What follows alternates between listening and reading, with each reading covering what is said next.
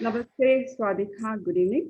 I'm Aparna Patwardhan, the director of the Swami Vivekananda Cultural Center, Embassy of India, Bangkok. Today we are celebrating the 124th birth anniversary of one of India's greatest and bravest freedom fighters, Subhas Chandra Bose.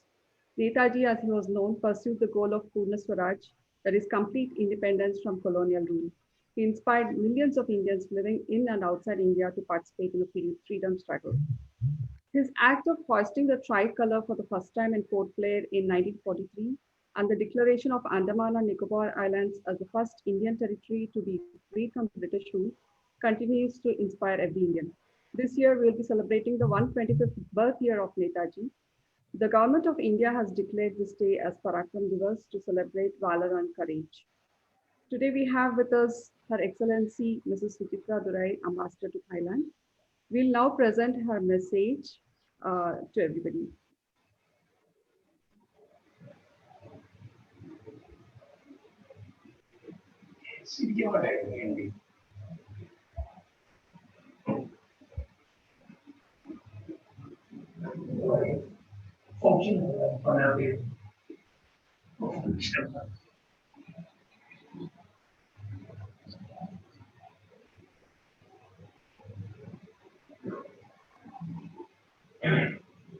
Just 1 second, the video is coming up.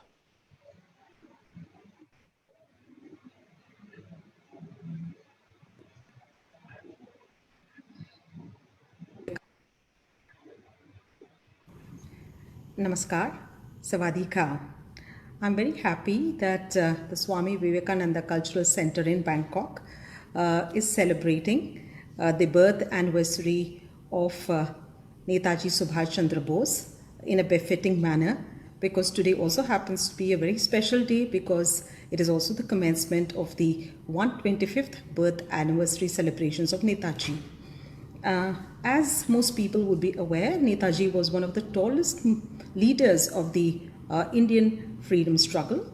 He was a man of action, and he took the cause of Indian independence outside of India, and particularly in Southeast Asia, where he had a large number of followers and supporters, particularly in Thailand, which also saw the establishment of a Balak Sena.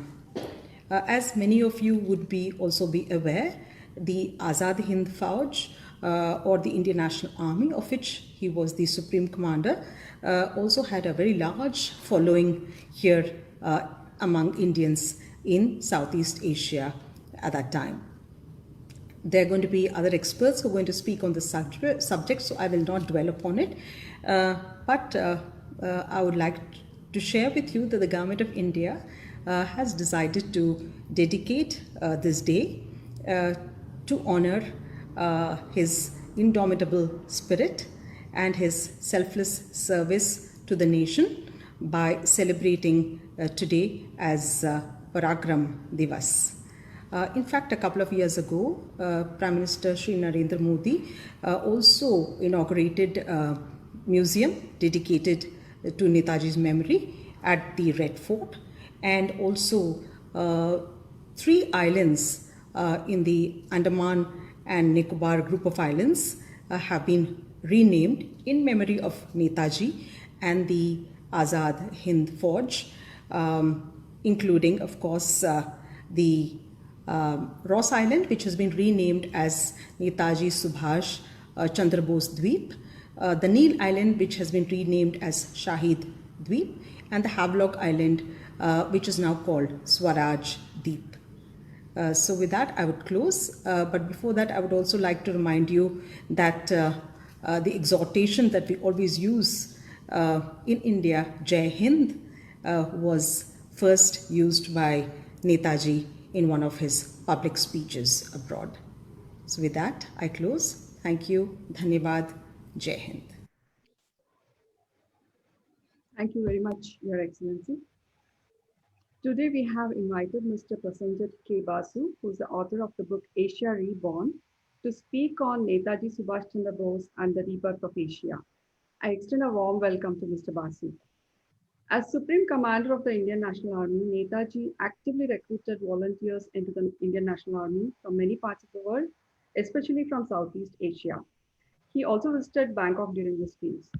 After Mr. Basu's talk, we'll be sharing the accounts of Netaji's visit to Bangkok and his recruitment of Indians in Thailand into the Indian National Army. Now I invite Mr. Prasenjit K Basu, an economist and a noted author, to present his talk on Netaji Subhas Chandra Bose and the rebirth of Asia. Mr. Basu. Namaskar, Shubh Parakram Divas. It is to have this opportunity to discuss the role of Netaji, particularly his role in the rebirth of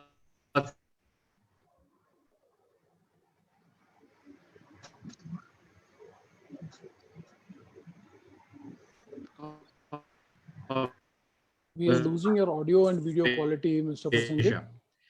Prasenjit. He resigned from the Indian civil service soon after qualifying.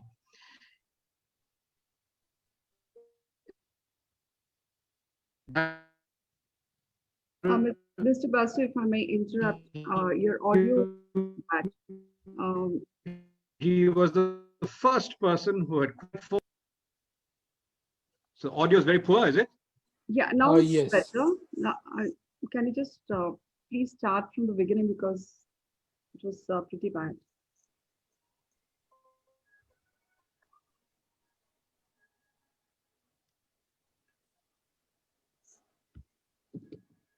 Sorry? Hello? Yeah, you can give it a try now. Hello?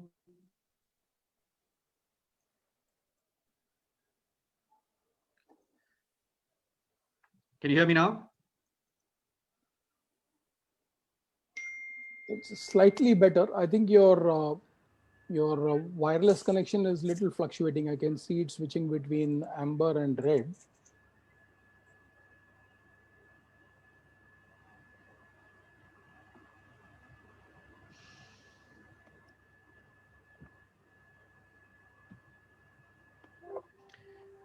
All right. So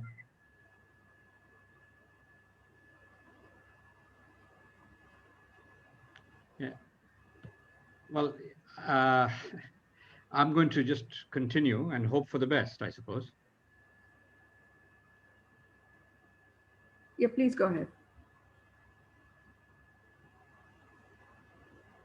All right. So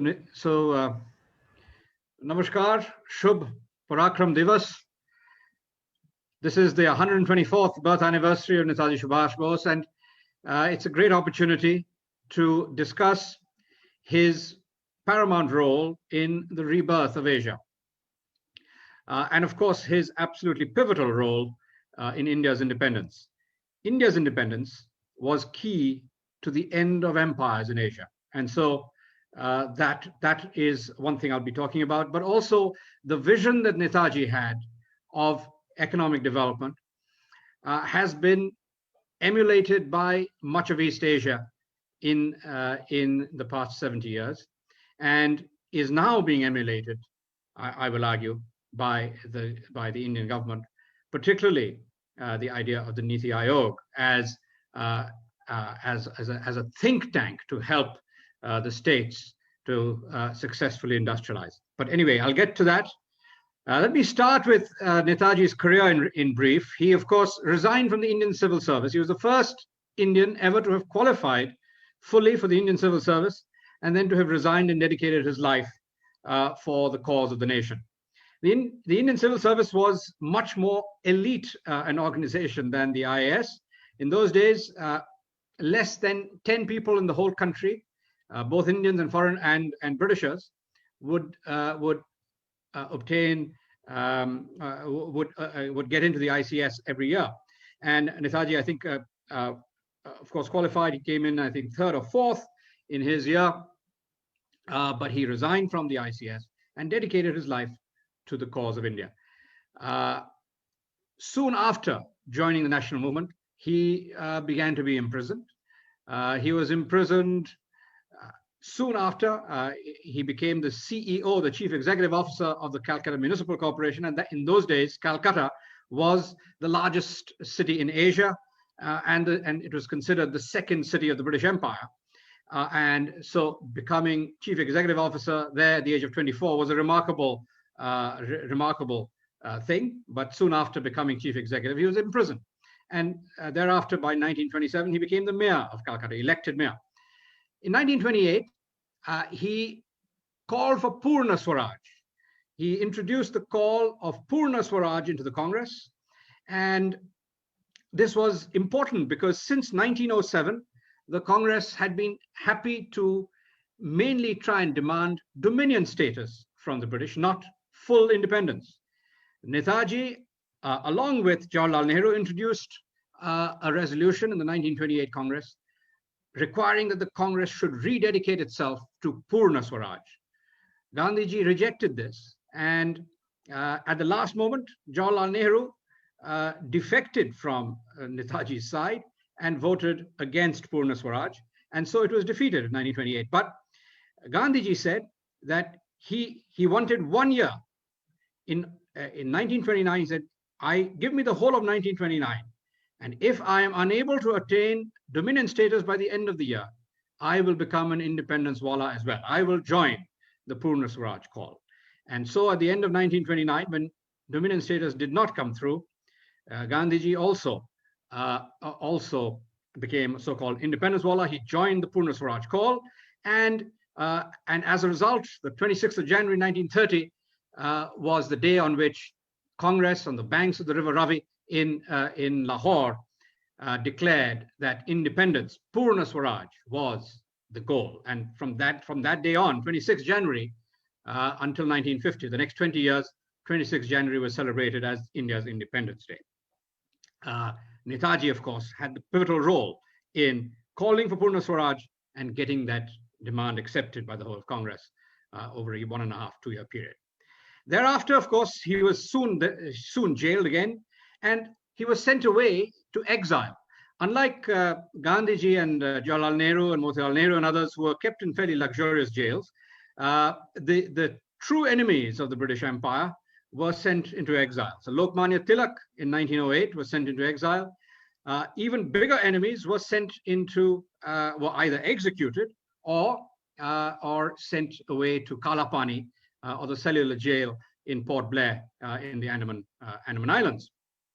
But like Lokmanya Tilak in 1908, Netaji was sent away to Mandalay in Burma, so outside India, so that he would be out of the hair of the British, and solitary confinement in Mandalay with torture, etc. as well.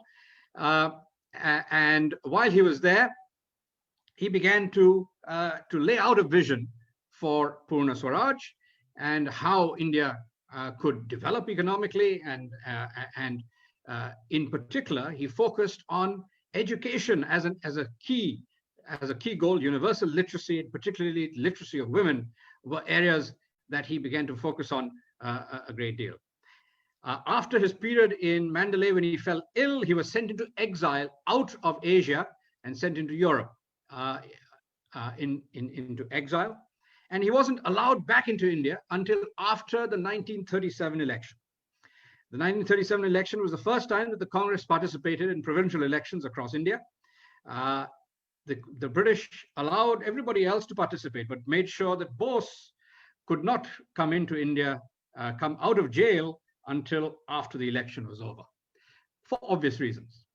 But nonetheless, by then, he had become an important enough leader of the country for the Congress to resolve that in 1938, he should become the president of Congress.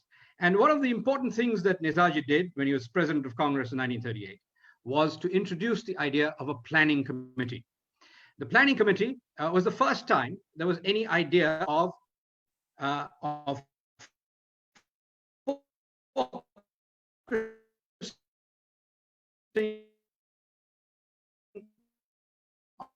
on how to develop India. In 1937, in all but 2 provinces, Punjab and Bengal,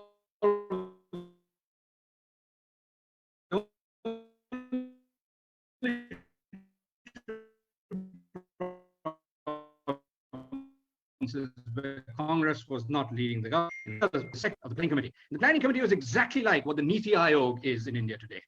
It was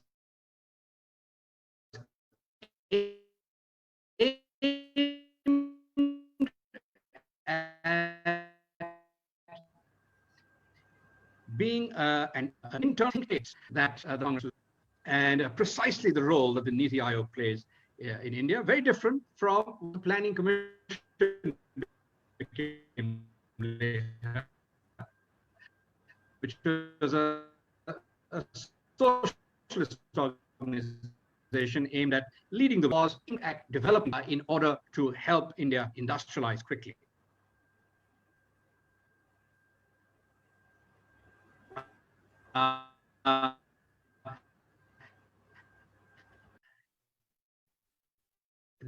Then, of course, in 1939, defeating Gandhi's candidate, the Gandhian leadership of Congress at that time was over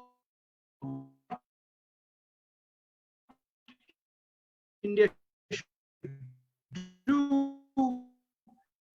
in 1939. This was 1939. What I wanted, which was India independence. If the British wanted India's support, war that was to come. It was clear that war was coming, and Netaji wanted to ensure that either civil disobedience or other forms of action were taken to force the British to give India independence in order for India to provide full support to the British in the war effort. This was rejected by Gandhiji to such a degree that he essentially refused to cooperate with Netaji as Congress president. And Netaji said, well, if I cannot win the support of India's greatest son, the Bapuji, Netaji was kicked from Congress party. And then in January 1941, on the 17th of January 1941, Netaji escaped from house arrest at his home in Calcutta, disguised himself as a Pathan, arrived in Peshawar, and then crossed the border of British India into Afghanistan.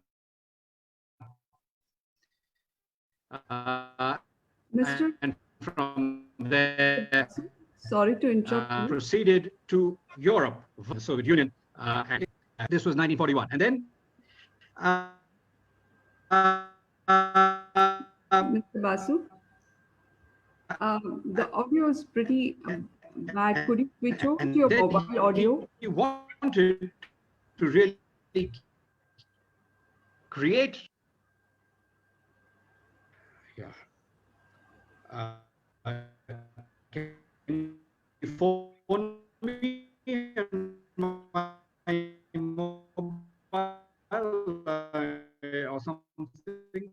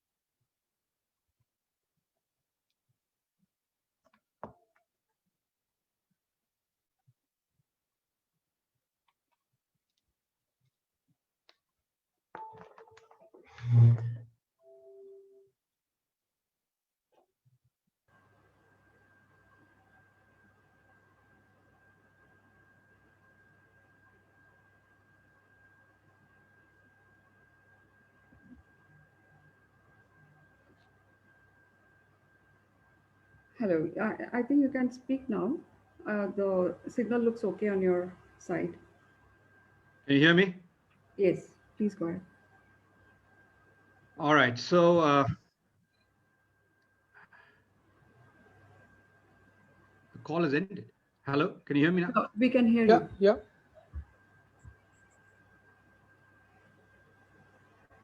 But my phone is not connected any longer. It is connected through the laptop, which is okay.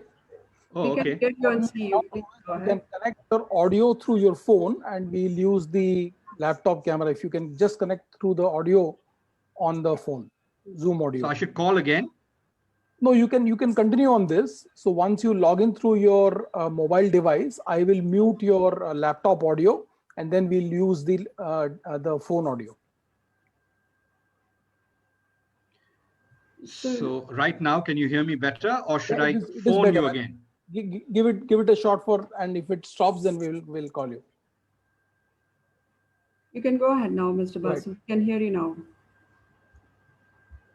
The phone is not connected though. That's fine. Please go ahead now. All right. So in 1941, Netaji managed to get out of India, and eventually the British did not know where he was, so they sent assassination squads to Basra and Baghdad in Iraq, and to Istanbul in Turkey, with the aim of killing Subhas Bose. But they were on the wrong track, of course, because he had gone via Afghanistan, the Soviet Union, and Italy to reach Germany. But he remained incognito for quite a while, and finally resurfaced only on the 17th of February 1942, 2 days after the fall of Singapore, when Singapore was liberated from British rule by the Japanese forces. Of course, not everybody considers it a liberation. I think it was. Just before that, of course, there had been a Franco-Thai war. So since I'm talking to partly a Thai audience, Plek Phibun Songram. Phibun was the leader of that war, and he then became the Prime Minister of Thailand right through the Second World War. And Phibun was to become a very close ally of Netaji, and somebody who helped the Indian Independence League and the Indian National Army to get established in Thailand and then in the rest of Southeast Asia. But in any case, in 1941, in the early stages of the war, Thailand regained a lot of the territory that it had lost to France in the previous 30 or 40 years. It regained it through the Franco-Thai War in January 1941, and Phibun played a big part in that. France, of course, was led by the so-called Vichy forces at that time. But anyway, that was a little aside on Thailand. But thereafter, you had Netaji broadcasting to India quite regularly from the 17th of February 1942 onwards, and he was calling for a revolution, and he began to assemble an Azad Hind Force out of prisoners of war in Europe, particularly in Germany, and a small army emerged from there. It was to become the core of a small Azad Hind Force, and it was there that Netaji came up with the slogan of Jai Hind, that is still used across the country. But it took almost a year until February 1943 before the Germans made a U-boat available to Netaji. A U-boat is a kind of submarine that sailed from Kiel in the north of Germany all the way across Europe in hostile waters, right through the Cape of Good Hope, and off the waters of Madagascar. Netaji and his close ally Abid Hassan changed from the German U-boat. They shifted on the high seas via a dinghy to a Japanese submarine, and the Japanese submarine then took them to what is now Sumatra in Indonesia, and from there he flew via Singapore to Tokyo. to establish an alliance with the Japanese forces. He won the Prime Minister of Japan over to the side of the emerging Indian National Army, and then he flew back to Singapore to start recruiting a large Indian National Army, or Azad Hind Fauj. So this, and then on the 6th of July 1943, Netaji addressed a huge audience at the Padang, the main concourse which still exists, the main sports ground right in front of City Hall in Singapore, and he addressed a mammoth audience. And he said then that his purpose was not to create an Indian National Army that could defeat the million-strong British Indian Army at war, but the purpose was to ensure that this small Azad Hind Fauj would not only be an independent army that was not beholden to anybody else, but fighting purely for India's independence, but it would also be aimed at ensuring that the British Indian Army realized that they were an occupying army in India and that they were fighting on the wrong side. So he was aiming to take the Indian National Army into India and thereby to try and foment an uprising of the British Indian Armed Forces against the empire. So this was similar to what the Ghadar Party had done in the First World War. The Ghadar Party was led in the First World War by two men, Lala Hardayal from San Francisco in California, and inside India by a man called Rash Bihari Bose. And Rash Bihari Bose had in fact played the key role in the Ghadar Party rebellion in the First World War. Afterwards, he escaped to Japan and lived as an Indian nationalist in Japan. And he, along with Satyendra Puri in Bangkok, formed the Indian Independence League in East Asia.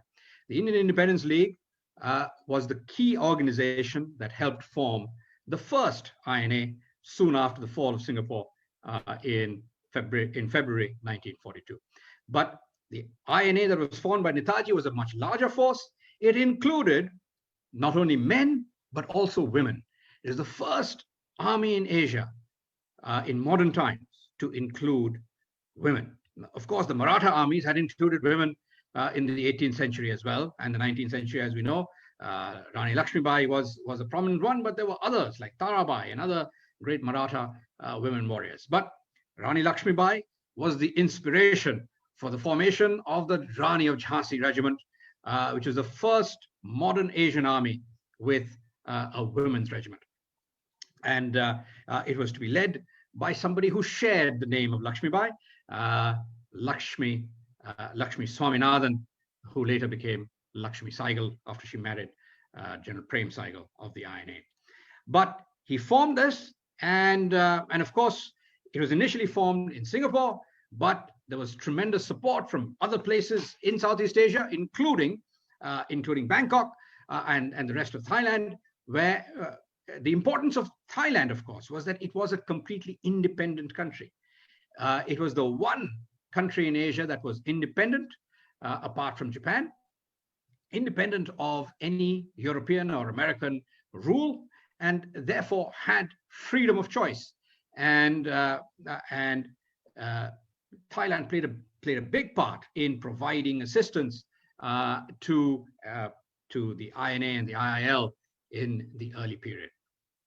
And Netaji came to Bangkok to recruit. He also went to Saigon in Vietnam, Saigon and Hanoi in Vietnam. He went to Beijing and Shanghai, where Wang Jingwei was ruling. Wang Jingwei was a former prime minister of China who had switched over to a Japanese allied army. And then of course he also went to Manila in the Philippines. So all across Southeast Asia and Jakarta and Surabaya in Indonesia. So all across Southeast Asia, civilians joined and what is now Malaysia as well. Large numbers of people joined the Indian National Army. And the INA, on the 30th of December 1943, acquired territory for the first time. The Andaman and Nicobar Islands were handed over and were renamed the Swaraj and Shahid Islands by Netaji, and the Provisional Government of Free India that he had formed in Singapore on the 21st of October 1943. So he had formed a Provisional Government of Free India. That Provisional Government of Free India had its own gold-backed currency. It raised all the funds that the INA needed to fight from its own sources. The sources were the approximately 2 million people of Indian origin across East Asia.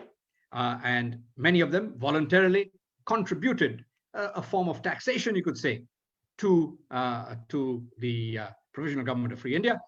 And it became a very successful and effective and independent entity. Thereafter, in 1944, early 1944, Netaji moved the headquarters to Rangoon or Yangon, what is now called Yangon in Myanmar, then called Burma. And if you go to Burma, you can still see the massive headquarters of the INA. Next to the headquarters of the INA was the much smaller headquarters of the Burma National Army, headed by a young man called Aung San. Aung San's daughter, Aung San Suu Kyi, is currently the effective president of Myanmar, or the country that she always preferred to call Burma. So the INA headquarters was much larger in Rangoon or Yangon, much larger than the BNA, the Burma National Army headquarters, because the INA was a much larger entity. It had at its peak as many as 60,000 soldiers, including about 25,000 recruits from among the civilian populations of Southeast Asia. And in April 1944, the INA entered Indian territory and raised the flag of Free India at a place called Moirang in Manipur. For the first time, the Free India flag was planted in Moirang, and the Provisional Government of Free India was established at Moirang at the home of a man called Mairembang Koireng Singh. 20 years later, in fact, 24 years later, Mairembang Koireng Singh was to become the first chief minister of Manipur. But during the war, he played a key role in welcoming the Provisional Government of Free India into his home. And Manipur was liberated. Almost the whole of Manipur was liberated and was governed by the Provisional Government of Free India for about 2 or 3 months. A massive war, of course, was raging then. And in Nagaland, the person who welcomed the Provisional Government of Free India and the Azad Hind Fauj was A.Z. Fizo, Angami Fizo, who in 1951 was to declare that Nagaland wanted to secede from India. One of the reasons he gave for wanting to secede was because he had fought on the side of the INA for India's independence. But this fight had not been recognized by the government of independent India. But in any case, both the key leaders of the Nagas as well as the Manipuris fully cooperated in welcoming the Provisional Government of Free India. And we know of some evidence from oral sources that Netaji himself spent at least a month and a half in a village in Nagaland, conducting the army's work and the government's work in those areas that had been liberated from British rule. Unfortunately, of course, that year in 1944, the monsoons arrived early, and the Japanese did not agree with Netaji's plan of trying to get to first Dimapur and then into Assam. He wanted to either get to Assam proper or into Chittagong in eastern Bengal, where he would be able to foment a much bigger revolution. Unfortunately, around that time, Jawaharlal Nehru visited Assam just before the war, just before the INA had come in, and he said that he would, if Mr. Bose came there with his army, he, Nehru, would fight him with a sword in his hand. This is something the INA veterans have never forgotten. It was also a signal to the British that he was on their side rather than on the side of Indian patriotism. This is fairly well known, but it was a tragic moment in India's freedom struggle. But of course, though, the monsoons came a little early. They came at the end of May, around the 26th, 27th of May, and that contributed to making the supply lines much tougher for the INA and their Japanese allies. And on the other hand, the U.S. Air Force played a big part in providing supplies to the British Indian Army, and that changed the course of the war. And by July, the INA was forced to start retreating from Manipur and Nagaland. These were two of the most climactic battles of the Second World War: the Battle of Imphal and the Battle of Kohima, and they began to withdraw. But what was interesting was that the INA then fought a tremendous battle in Burma at a place called Mount Popa in 1945. And just before that Battle of Mount Popa, the BNA, the Army of Aung San, in March 1945, the Army of Aung San switched sides from the Japanese to the British side. And many people in the INA were suggesting to Netaji that he should do the same. Why not join the British side? But Netaji said there is nothing that will make him switch to the British side. Also because there were millions of Indians who could then suffer reprisals from the Japanese, and so there was no question of switching sides. So he continued to fight, and then of course, on the 17th of August 1945, soon after Japan had surrendered,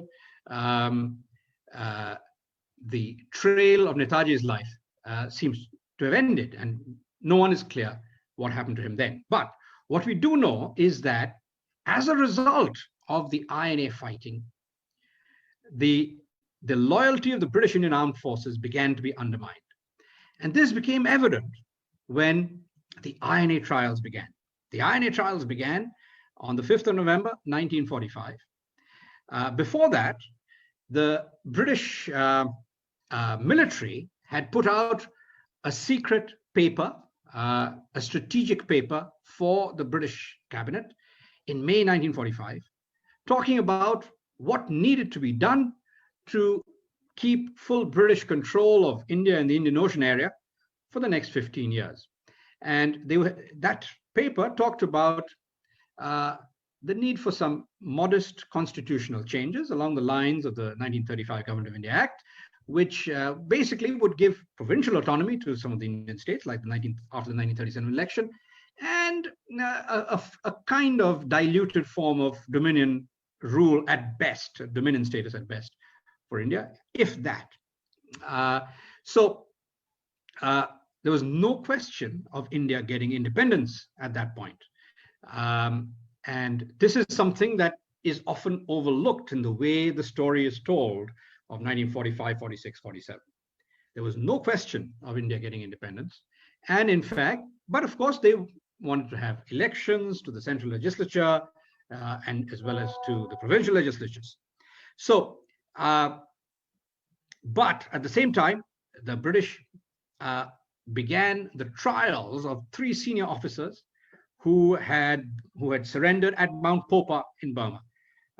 They were called Prem Saigal, Shahnawaz Khan, and Dhillon. So these 3, one a Hindu, one a Muslim, one a Sikh, were tried at the Red Fort. And when the trial began, the Indian people heard for the first time. During the war, there was complete censorship of all news of the INA. They were just called JIFs, or Japanese-inspired forces. They were, some refer to them as quislings. And it was made to seem as if there was nothing that had threatened the British during the war on the side of the INA. But during the trial, the prosecution side began to talk about the battles that had been fought by the INA, the territory that the INA had gained and lost, the areas that the INA had ruled. All this was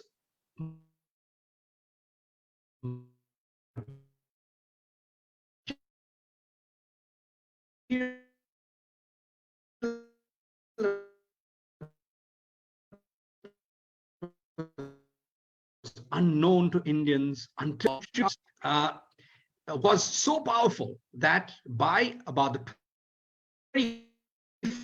21st of November, within just over 2 weeks of the trials beginning, in a trials, we are about to lose Punjab. 2 days later, the governor of NWFP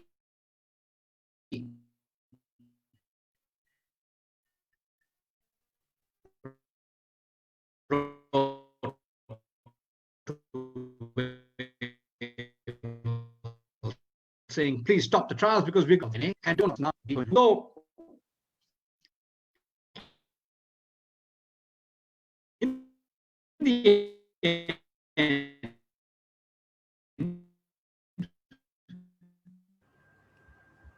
Mr. Basu, we are again losing your audio. The temperature of the trials was actually should you phone me again? And I'm phoning you now.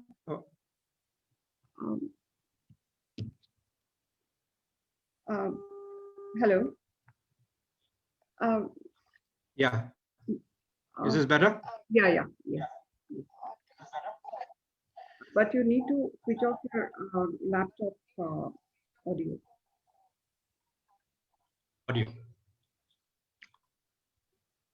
How do I do that? Mute. Yes. No, you're logged only from one device, so you can't mute. Okay. I think you have to log in from your mobile as well.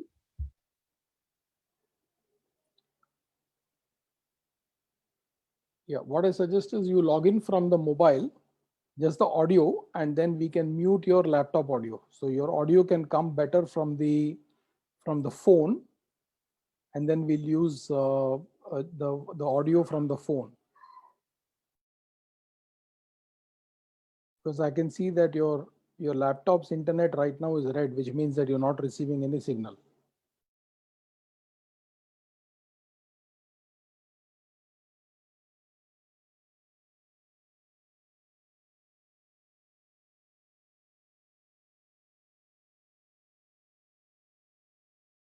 Amanaji, maybe you need to call him and tell that.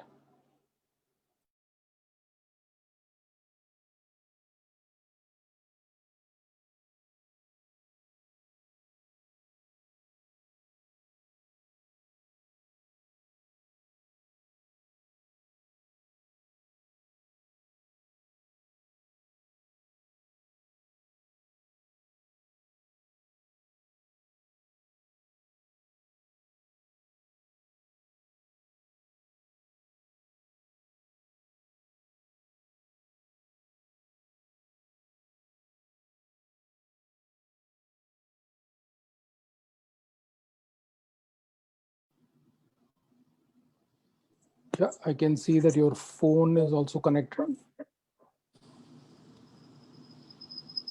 Your phone audio is on. All right.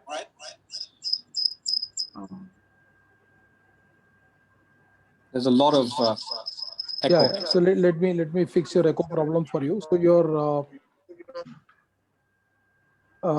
because you need to reduce your sound of your laptop because it is getting a feedback from the mic of the phone.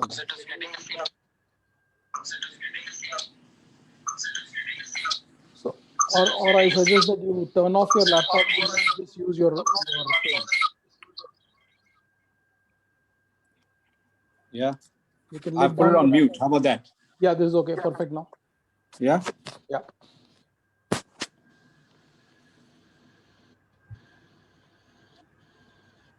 Go ahead, sir. All right. So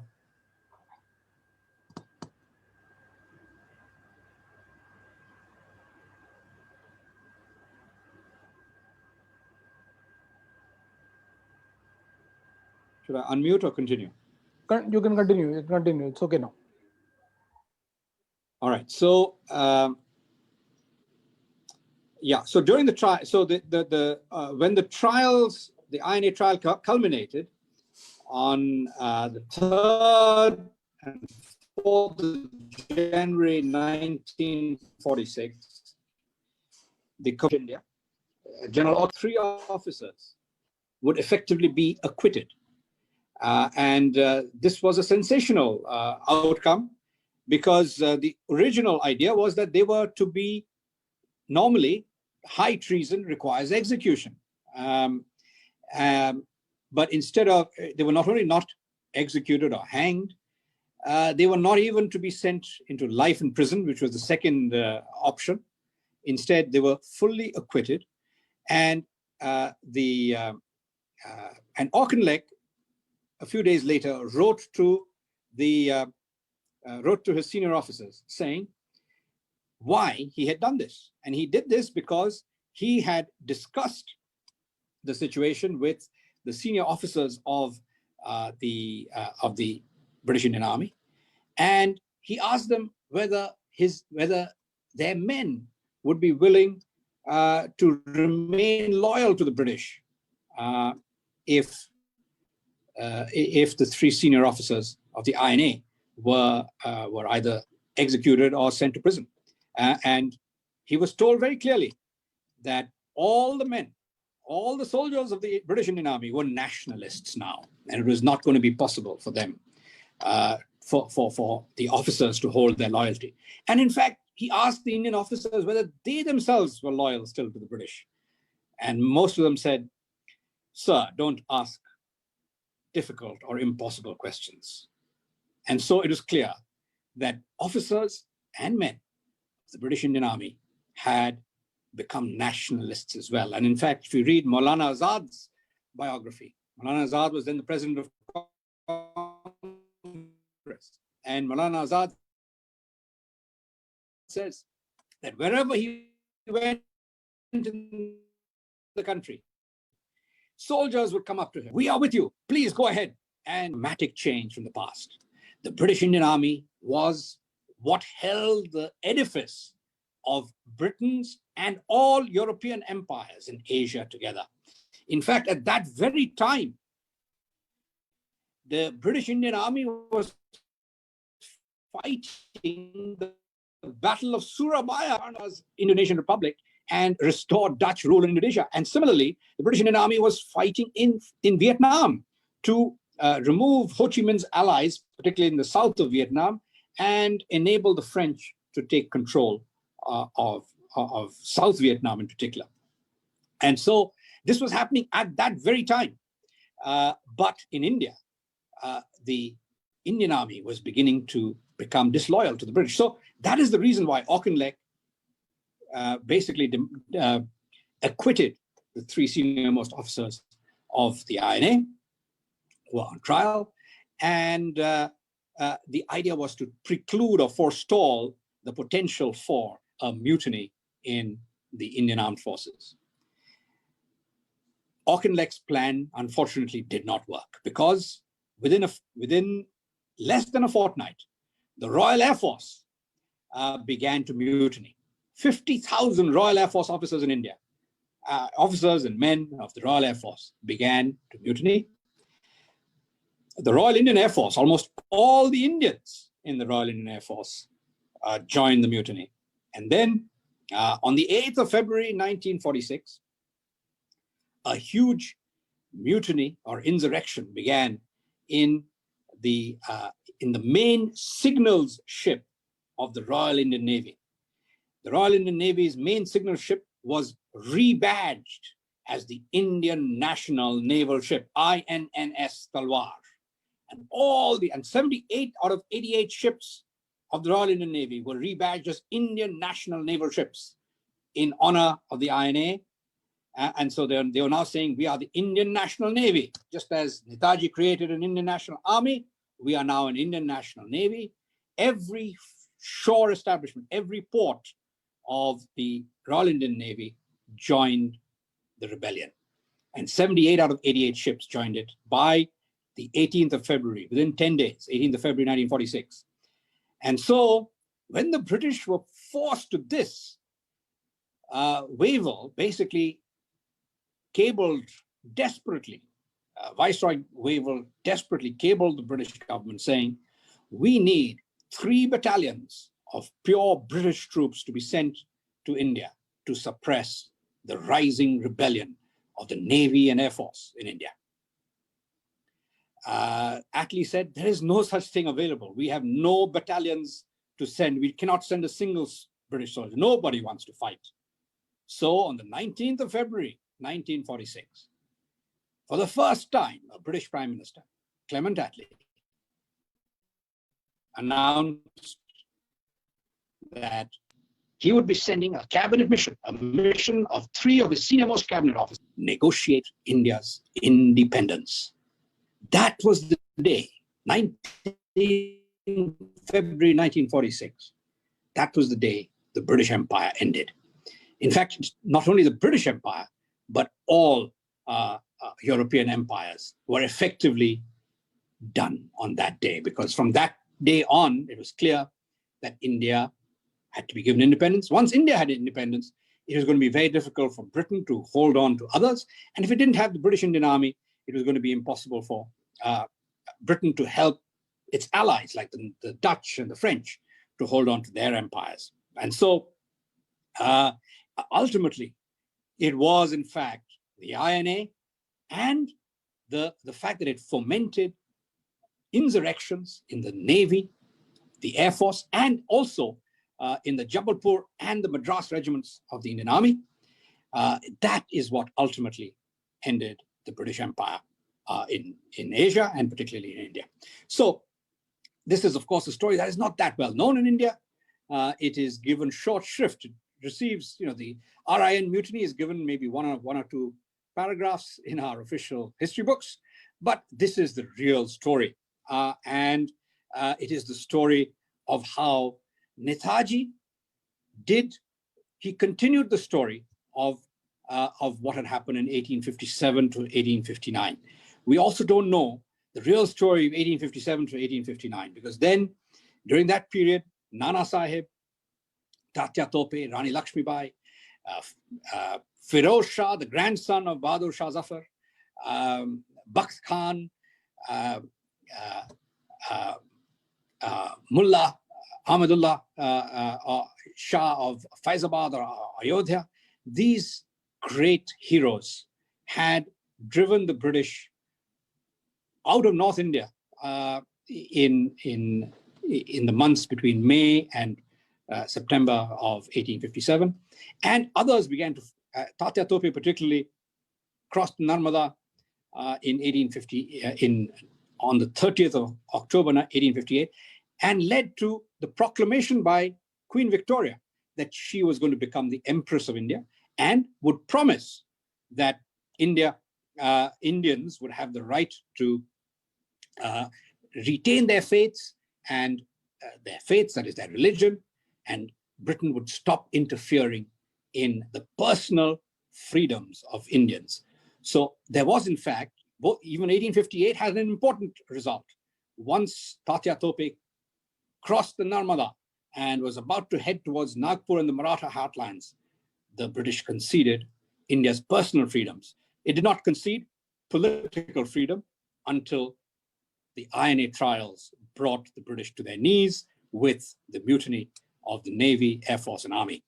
And so that ultimately is what led to India's freedom. Anyway, then of course we know the story of what happened over the next 18 months. Britain ensured that you had a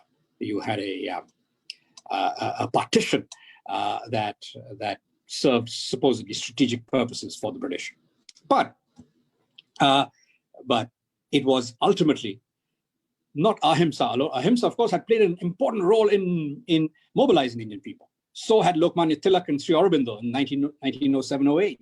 Their Swadeshi movement had a huge role as well. All these played an important part.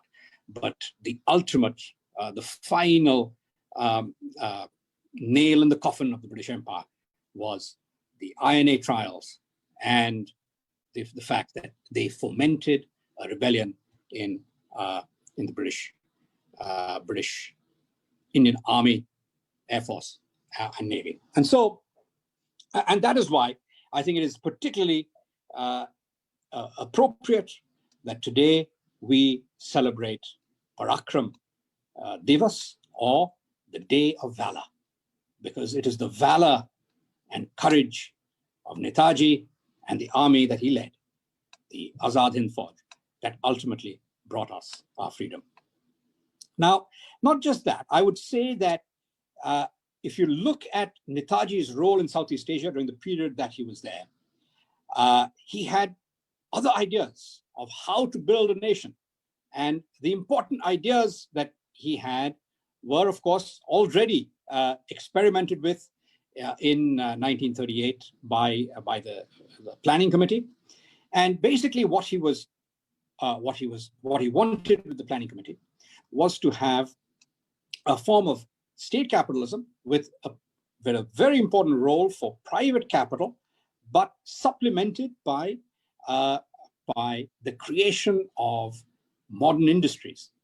This was essentially the role, this was essentially the strategy adopted by Japan in the aftermath of the Second World War. Japan and then Korea and Taiwan adopted what I would call the Netaji method of economic development by providing strategic support to specific industries over time, initially labor-intensive manufacturing, and then moving up the value chain to resource-based manufacturing, and then to more capital-intensive things like steel and cars and ships. So a step-by-step process of economic development was what Netaji had envisaged through the Planning Committee. And to a large extent, it is now, as of 2020, with the liberalization of the labor market and the implementation of new farm laws that allow the play of genuine free market forces in agriculture, not just in industry, which began after 1991, but also in agriculture, we now have the basis for emulating what Netaji wanted India to do, which is basically pursue a path very similar pursued after the Second World War, and what was then emulated by Korea and Taiwan, and then by Singapore, Malaysia, Thailand, Indonesia. So steadily across East Asia, the model that was adopted was very akin to the model that Netaji had wanted for India. It has taken us a long time to emulate that in India itself.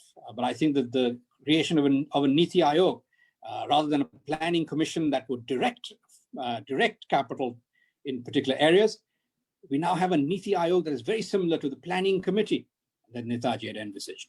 And so we are now beginning to see the implementation of a vision very similar to the vision that Netaji had for India, that has been adopted in East Asia already in the intervening 70 years.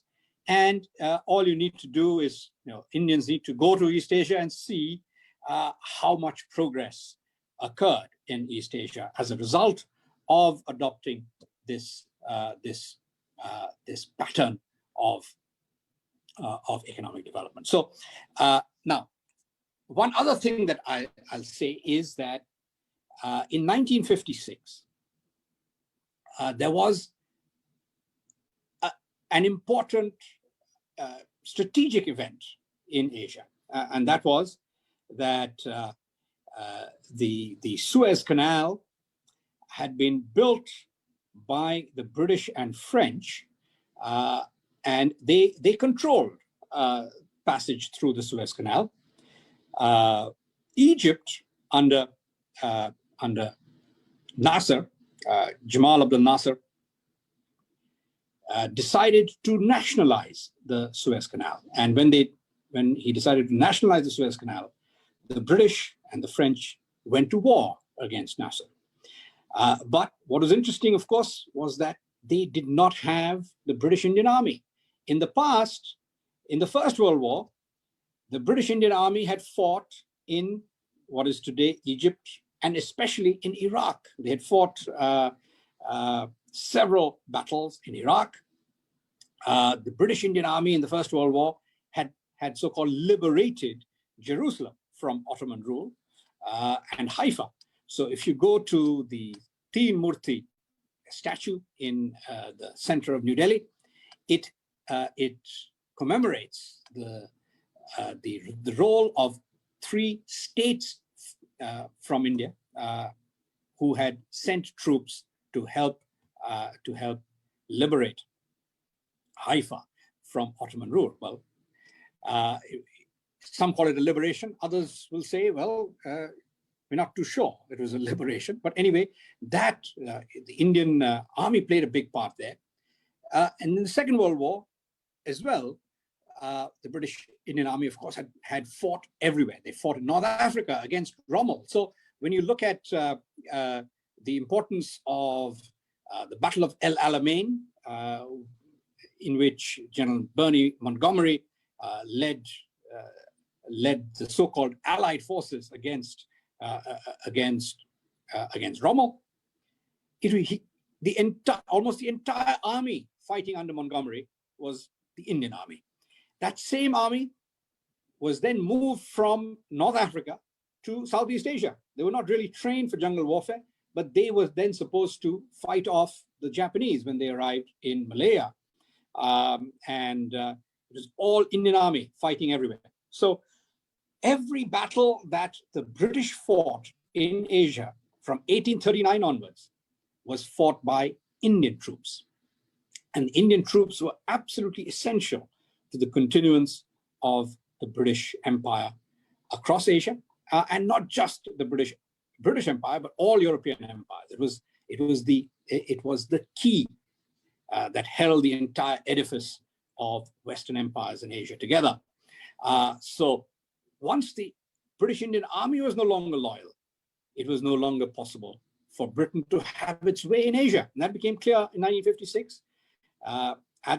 During the Suez Crisis, the British did not get their way.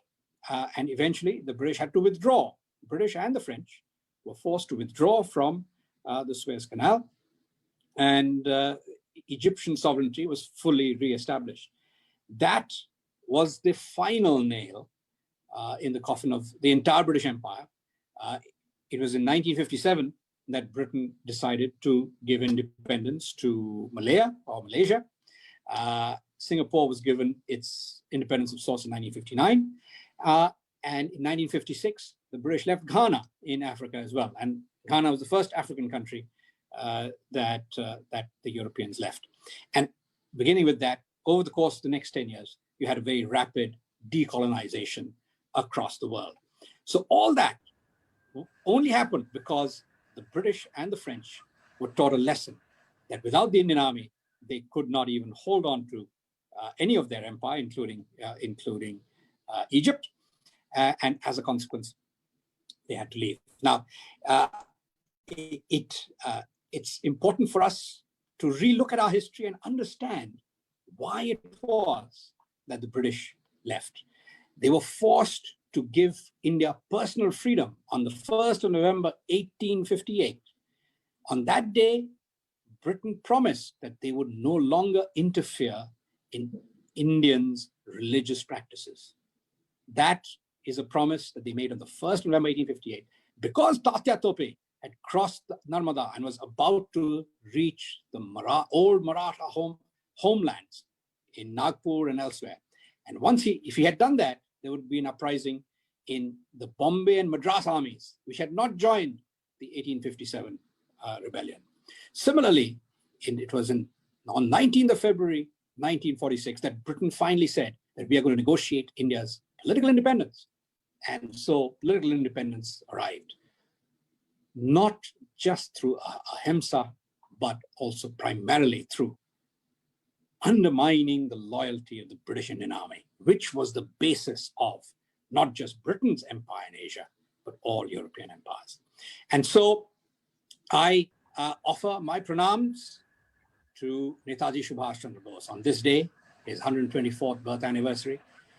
And I offer my thanks to the current government of India for recognizing the primary importance of Netaji Subhas and the valor not only of Netaji, but of his entire army, the Azad Hind Fauj, as well as those that it inspired, the unknown sailors of the Indian National Navy and the Indian National Air Force, as well as those in the British Indian Army from Jabalpur and Madras regiments who mutinied against the British in February 1946 and finally forced the British to leave India.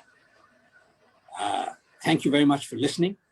And I apologize for all the technical difficulties, but I'm happy to now open the floor to some questions, if you have any. Jai Hind and Jai Parakram Divas.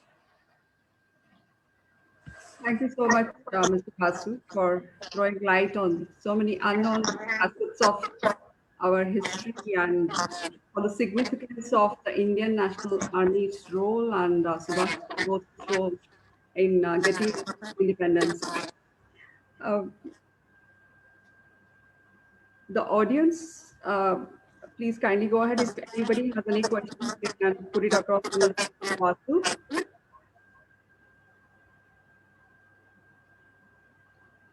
Meanwhile, I will just ask a question of you, Mr. Basu. In your book, Asia Reborn, you talk about an underlying unity among all Asian countries. What is the promise that it holds today's context? What is that underlying unity? What is the role of that underlying unity for India and the Southeast Asian countries today? Well, if you look at the history of Southeast Asia, India had very, very close ties to Southeast Asia through most of history. And the fact that in Thailand, the king of Thailand, the current king of Thailand is King Rama the 10th. The previous king was King Rama the 9th. So we've had 10 kings of the Chakri dynasty who are called Ram. The previous capital of Thailand was Ayutthaya, which is as clear as possible for us Indians to understand. And similarly, if you look across Southeast Asia, the links between India and Southeast Asia are deep. So if we go back to the great University of Nalanda that existed in what is today Bihar, during the time of the Guptas established Nalanda, and it remained a hugely important destination for scholars from the whole of East Asia. So people from, in Nalanda, there was a college called the Sri Vijaya College, where students from what is today Indonesia would come and they had a college of their own. In the Sri Vijaya College was a college for Indonesians, what today we think of as Indonesians. And of course, great scholars like Faxian of China and Xuanzang of China came and spent as many as 10 years in Nalanda looking for knowledge, seeking knowledge. And there was strong interactions over the centuries between India and China, India and Southeast Asia. The Pallavas particularly had a huge role across Southeast Asia. And so these are links that existed between India and East Asia that were very deep, but of course they predated the colonial period. And so as we begin to think about interactions between India and Southeast Asia, all we need to do is to begin to dig a little bit into history. If you go to the Royal Palace in Phnom Penh in Cambodia, the walls of the National Palace, the Royal Palace, are filled with murals from the Ramayana. If you go to the center of Jakarta in Indonesia, there is a magnificent statue right in front of the Bank Indonesia building in Jakarta. Right in the center, the most central place in the capital of Indonesia is a statue called the Arjuna Vijaya statue. It shows Arjuna with Sri Krishna giving him the Bhagavad Gita effectively. And it is right in the center of the capital of Indonesia. So the links between India and Southeast Asia are so deep that it is a shame that we haven't fully sought to mine this as a source of cultural exchange and also of political alliances and ways in which we can build stronger and deeper ties between India and East Asia. Of course, recently India made the decision not to join RCEP. Unfortunately, at the moment, we are faced with a country in Asia, China, communist China, which is an imperial power. It wants to take over the whole of Asia. It took over Tibet, which is always an independent country, in 1950. It wants to take over Taiwan, which was not part of China for most of the last 150 years. It wants, and of course, across the South China Sea, China is trying to gain more and more territory. And of course, it's now trying to gain territory in India's Ladakh and Arunachal Pradesh. So given that, RCEP is not the ideal way for India to establish deeper ties with Asia, but India already has an FTA with ASEAN. India already has an FTA with South Korea and with Japan. So the relations are deep and are deepening. We need to continue to deepen those relationships because those are mutually beneficial. If China decides to move away from its imperial foreign policy and become a friendly nation again, then we will surely look to deepen economic ties with China as well. But at the moment, China is an imperial power and it is a danger to India. And so I think it's a good idea not to be a member of RCEP under current conditions. We already have an FTA with ASEAN. We already have FTAs with South Korea and Japan for the last 10 years. And if you move around India, you find Japanese and Korean brands ubiquitous. You also find that SsangYong Motor of Korea is owned by Mahindra of India. You're beginning to find a lot of Indian tech people in Japan and across the rest of Asia. So those interactions need to continue. There is a long history that we can build on. That history goes back centuries. So, I mean, that's a very long answer to your wonderful question, Aparna, but there it is. Thank you so much. It will be incomplete if you do not share the accounts of people who have been associated with the INA. We have a couple of people who have shared their accounts of Netaji's visit to Thailand, to Bangkok in the 1940s. So we'll play those accounts now. One is Mr.Sushil Dhanuka. He's the Joint Secretary of Thai-Bharat Cultural Lodge. And the other is Mr. Rakesh Matta. He's the Secretary of Thai-Bharat Cultural Lodge. They're very closely associated with propagating Netaji's work here in Thailand. I request Mr. Nagraj to play the two videos. Sure. First video coming.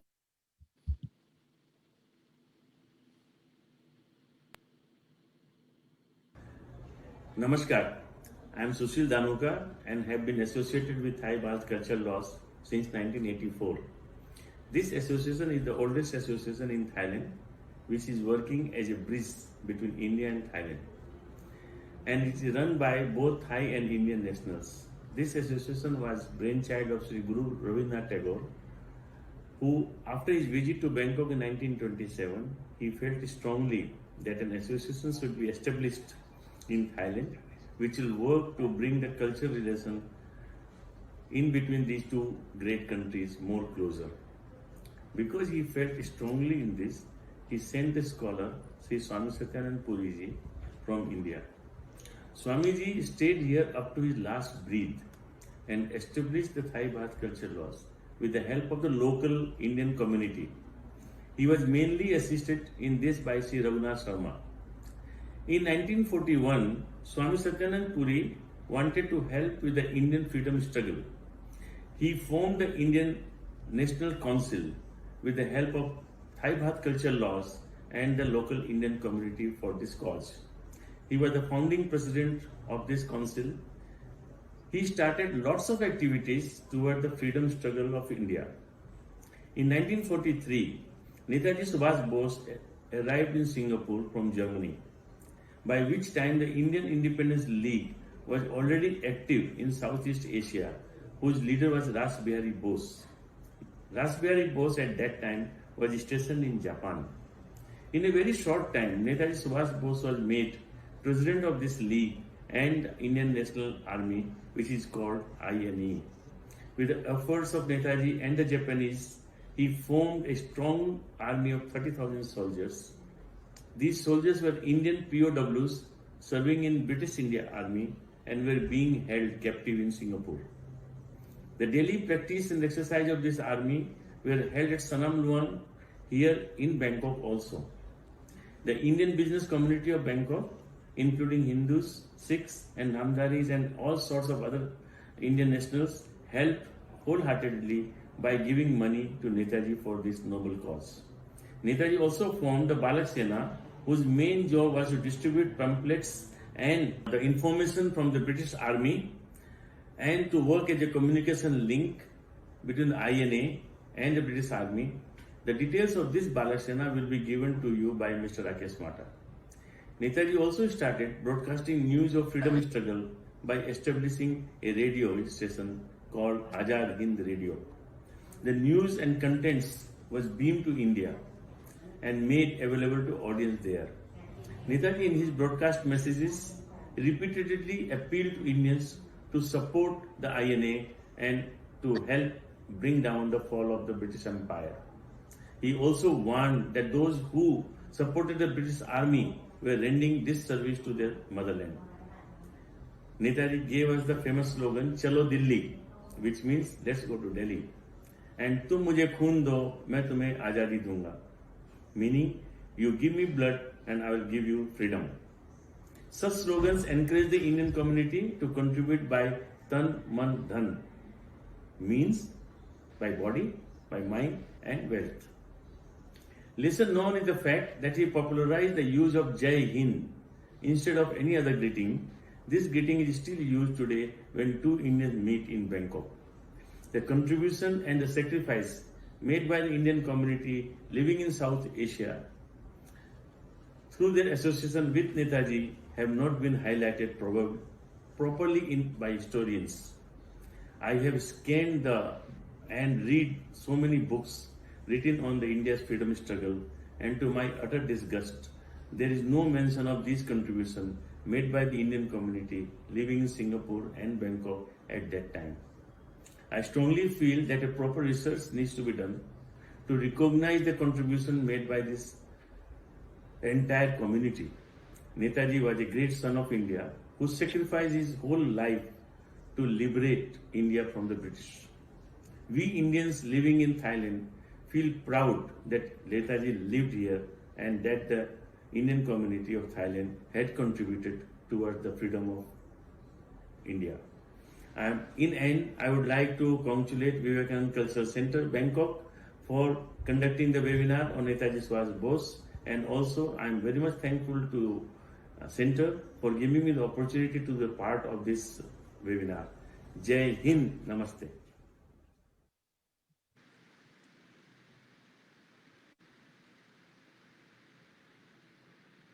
Do you want the second video also now? Rakesh's video also? Yes.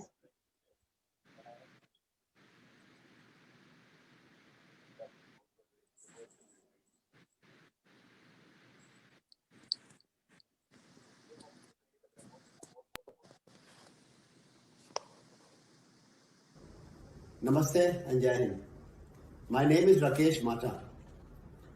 I'm the second generation of Indian born in Thailand in my family. My kids are the third. I'm presently the secretary of Thai-Bharat Culture Lodge, an organization established in 1940 by Swami Satyanand Puri. This organization is to create and build the relationship, close relationship between India and Thailand. Well, today I'm going to talk to you about Subhas Chandra Bose, Netaji. Maybe many of you will think, how come I'm going to talk about him? I mean, actually, I don't know much about him. I'm going to talk to you about Subhas Chandra Bose, Netaji, through the eyes and experience with Netaji of my father. My father used to tell me how he traveled from India to Thailand with his aunt and uncle, taking about 3 weeks to travel. He had a special love and admiration for Netaji Subhas Chandra Bose. I used to remember when I was very young, he used to celebrate Netaji's birthday every year at Thai-Bharat Culture Lodge on the 23rd of January. Well, on that same day was my sister's birthday in the family. He will never forget Netaji's birthday because he has to go celebrate in Thai-Bharat Culture Lodge. But he needed to be reminded that on that day was his daughter's birthday too. Netaji had made many special visits to Thailand to talk about his independence ideas and plans. So in one of those visits, my father had a chance to go to the stage and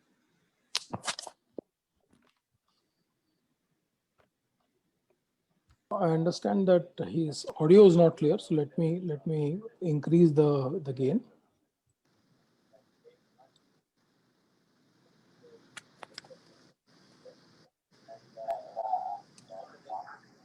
the Indian National Army to organize Balak Sena.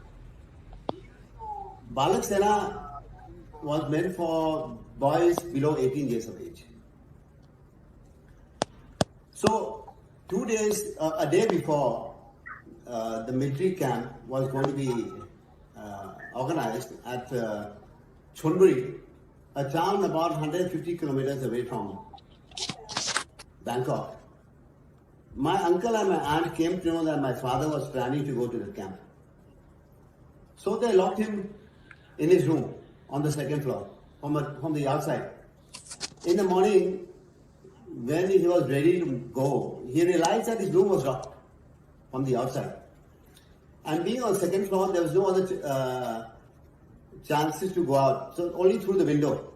And the window, there were bars on the window. And he told me, I don't know from where he got the strength. He pulled the bars apart, and he slipped through the bars.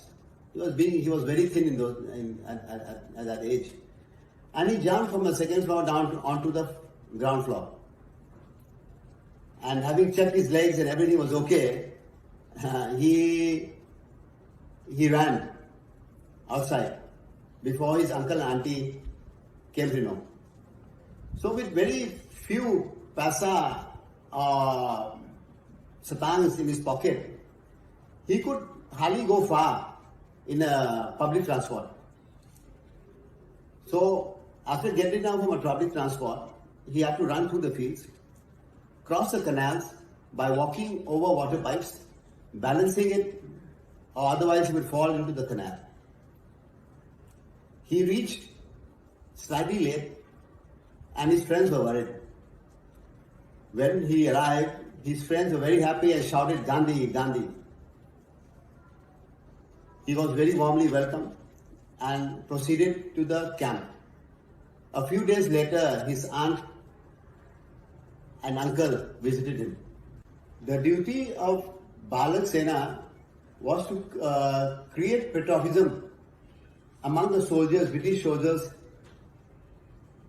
among the Indian soldiers who were serving the British Empire in Thailand, and to create patriotism among the local Indians living in Thailand. My father was involved in making pamphlets, printing the pamphlets with his friends and distributing it to the people, the Indians, putting on the shops, putting on the walls of the shops with the photo of Subhas, Netaji saluting the Indian flag and written there Jai Hind. And some pamphlets written in patriotic poetry, things like that.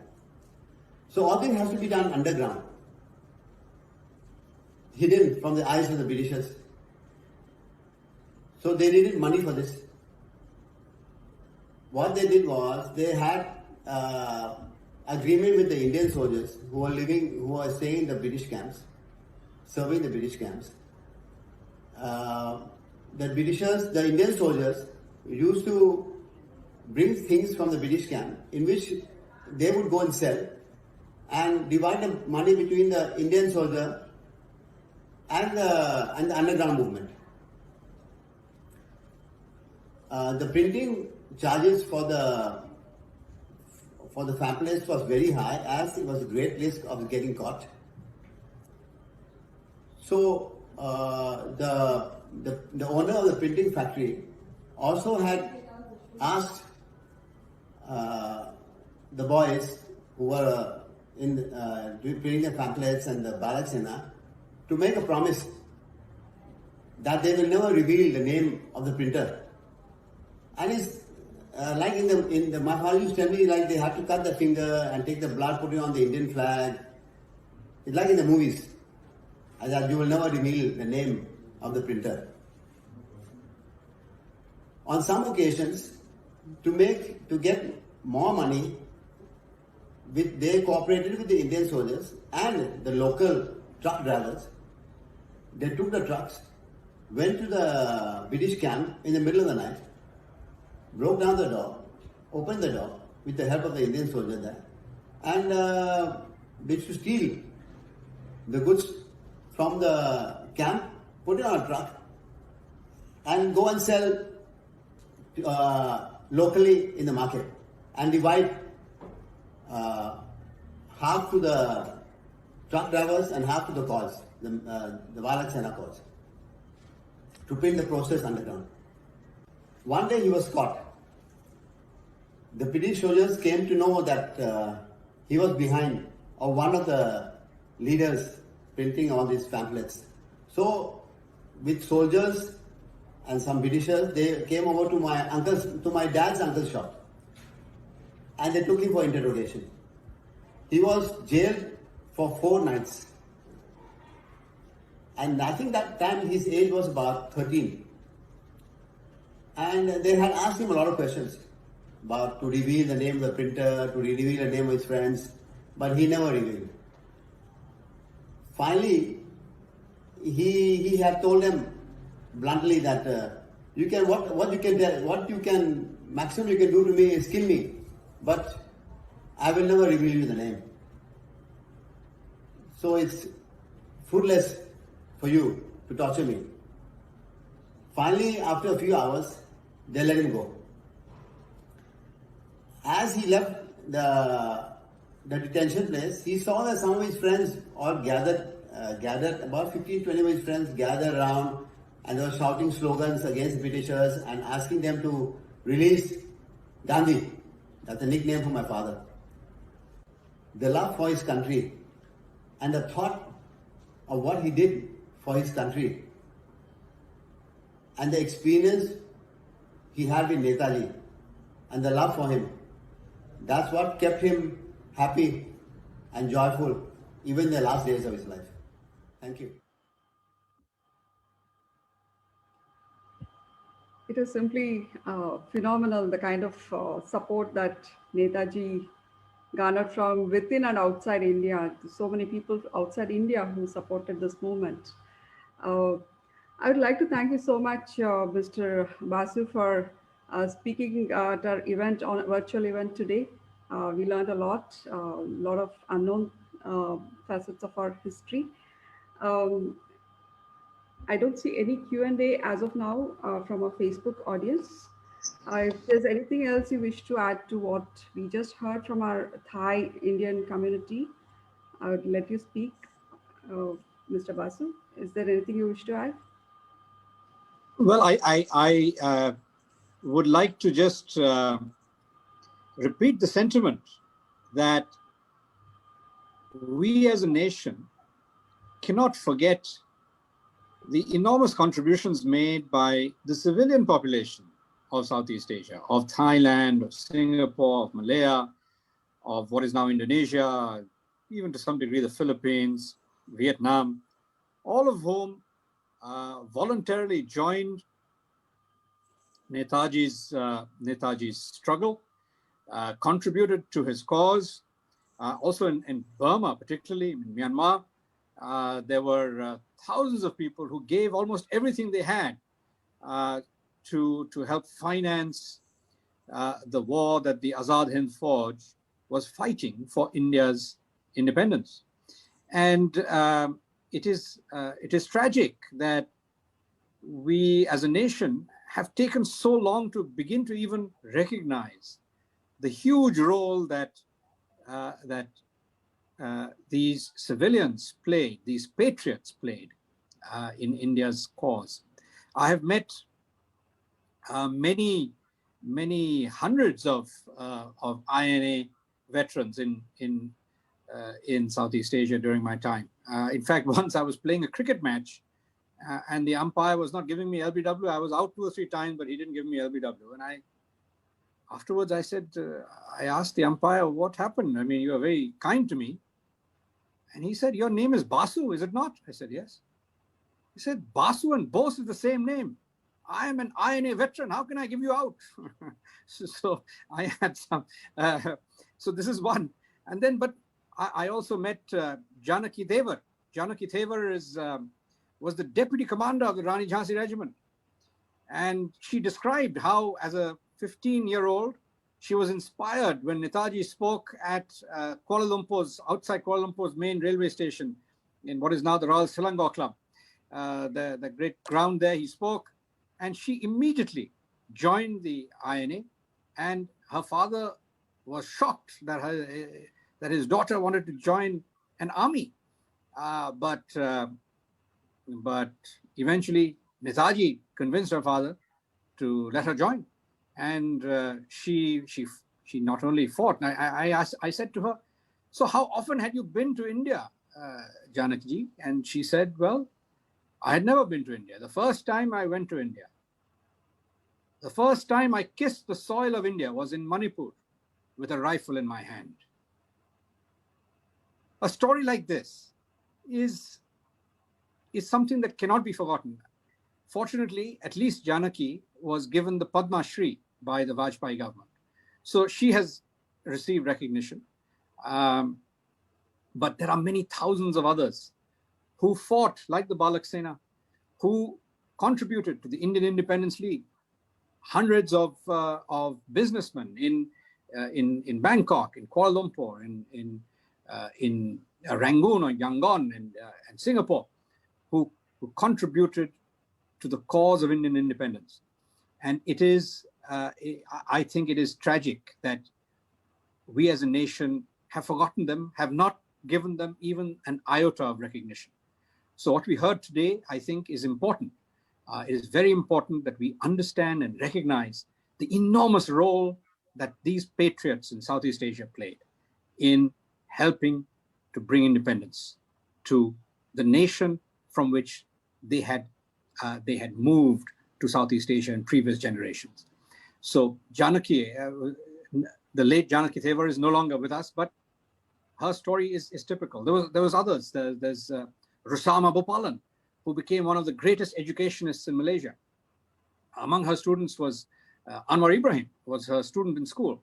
But when she wrote her autobiography, she dedicated it to my leader, Netaji Subhas Chandra Bose, Prime Minister of the Provisional Government of Free India. So the loyalty that they felt was lifelong. And these were people of great intelligence, Rosama and Chanakya, and they dedicated their lives for India's freedom. And it is time that we recognize them and the thousands of others who fought in the Azad Hind Force for India's independence. So thank you. I really would like to thank the Vivekananda Cultural Center of the embassy in Bangkok for giving me this opportunity. And may I just say, Namaskar, Jai Hind, Jai Parakram Divas. It's wonderful that at last we recognize the valor of the of Netaji and also of the Azad Hind Force through this day that will be celebrated forever afterwards in independent India. Thank you so much, Mr. Basu. It was an honor that you spoke for us. I would also like to thank Her Excellency, Mrs. Suchitra Durai, who's been present with us here through the program. Thank you very much, ma'am. Thank you, Okara. Thank you, ma'am. And I'd also like to take this opportunity to thank Mr. Basu and also all members of the Thai-Bharat Cultural Lodge. I think we've had a enormously close and mutually beneficial relationship with all members of the Thai-Bharat Cultural Lodge, with whom the embassy has been working very closely. And you mentioned, of course, Mr. Basu, the very long-standing links between India and this part of the world.